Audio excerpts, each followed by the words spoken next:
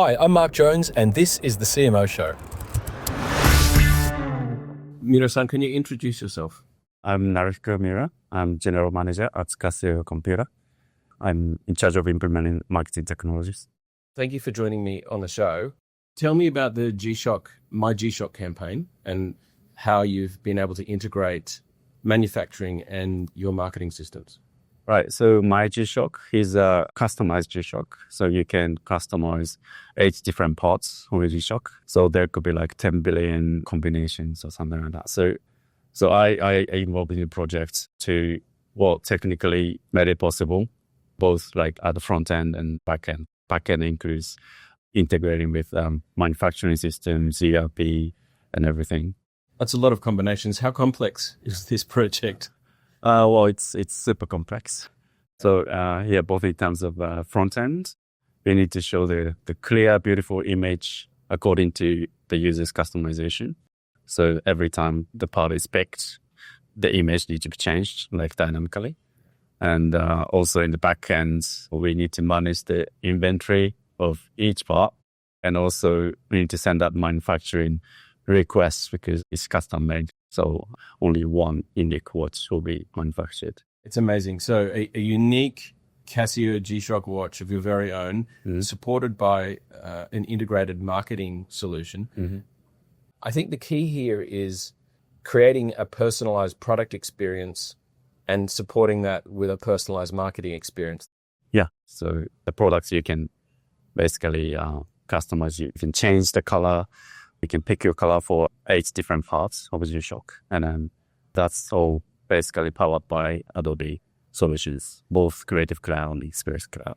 I can see you're wearing a G-Shock background. So a gold one with a black band. Yeah. Can you tell me from a product and brand perspective, how has Casio been doing in the last decade or so in terms of brand awareness? Because you're in a highly competitive market, obviously. I mean, watches, there's a incredible scale from the very low end to the very high end. Yeah, I think in terms of brand awareness, it's pretty good. I travel everywhere. We always see like person like you, who loves G-Shock or Casio. So awareness, like brand recognition is fairly good, I think. It's been good, I guess. But in terms of like technologies or leveraging like new digital solutions and stuff like that, like maybe 10 years ago, we're not doing pretty well. We just, we're doing something, but like doing it maybe locally in a smaller scale where, you cannot really, put much investment on.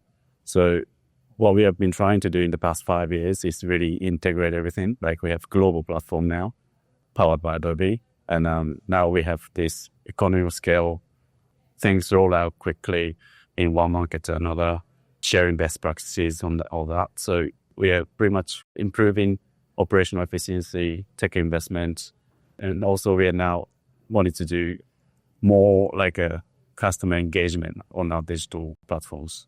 With the G-Shock campaign from a product point of view, I just saw some images before we spoke, but you can customize the color of the band or the face, but I also saw multiple colors. It's sort of very, very detailed customization. Is that right? Yeah. So can you explain how that works from a Casio point of view?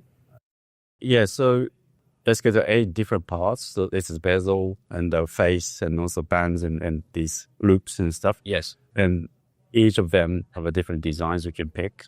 So it depends on the parts, but like the bezel, you've got like, I don't know how many, so many different colors and the patterns as well.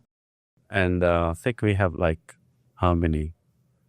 10 billion or something, combinations. Amazing.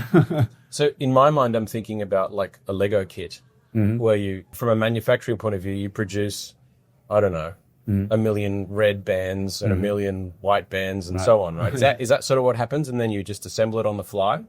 Because I think this is an interesting idea. Is that that's right? Yeah. I mean, like for each design, it's basically bid by hand, one by one, shipped to customer. Yeah. So the interesting thing from a marketing and brand point of view is you've taken that idea and then you've applied the idea of personalization at a customer experience level, right? How have you done that in your marketing teams and how have you been able to create an experience that matches the product itself? Well, the idea itself is coming from the business side. And I think it's been very difficult to really make it possible. But then we started Adobe partnership. Then we basically discussed how we can actually achieve it as a digital experience. So yeah, we came up with the architecture that involves Creative Cloud, Substance 3D, and AEM, and then we sell it on commerce. So yeah, I think basically all technology is just getting better and better that achieve more things that probably, wasn't possible before. Right. And can you tell me about the numbers? How is this going in terms of sales and any of the performance metrics you're happy to share from the marketing side? I don't have exact number, but interesting thing is it's selling pretty well in Japan. And also great thing is most of the My G-Shock, the customized G-Shock purchases, they're new to our D2C site. So the first purchase is a My G-Shock. I think it was like 80-90% of them are like a first D2C purchase. What are you learning as a leader about this whole process? Like, what have been the hard things and what have been the good things? Maybe what's surprising you about the process of doing something so creative? I think, for My G-Shock, I think complexity is really on manufacturing. Well, it's complex in the web front as well, because, when you pick the color, you need to show that thing, of course, on the website, that is a 3D image and all that. There is complexity there as well. But in the back end, we also need to, look at those each parts. We need to, manage the inventory for each parts, and then also send that request to manufacturing side.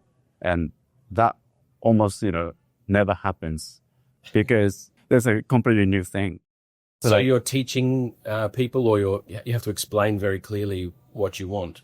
Yeah. So for manufacturers. Yeah, for manufacturers, for them, this is the first thing as well. And this type of integration we've never done before. Yes. So to really need to speak to a different part of organizations, which we don't usually talk to, Yeah. There's digital team, don't talk to manufacturing people all the time, right? But this project, you really have to, involve more people than ever, other projects. It sounds like you've been able to get executive alignment, buy-in. Everybody understands what needs to be done. Mm-hmm. Is there any advice for getting people to work together on a new fun creative project? Well, I think we really need strong leadership on that, who can really involve people, engage with different part of organizations. Yeah. Without that strong leadership or person, it's very, very difficult. What's your advice for CMOs who would want to do what you're doing? Well, personalized experience is really something that engaged your customers very well and create a very fun experience. So I'd recommend to do it as well. So have fun. Yeah, have fun, yes. Thanks for your time. Yeah, thank you.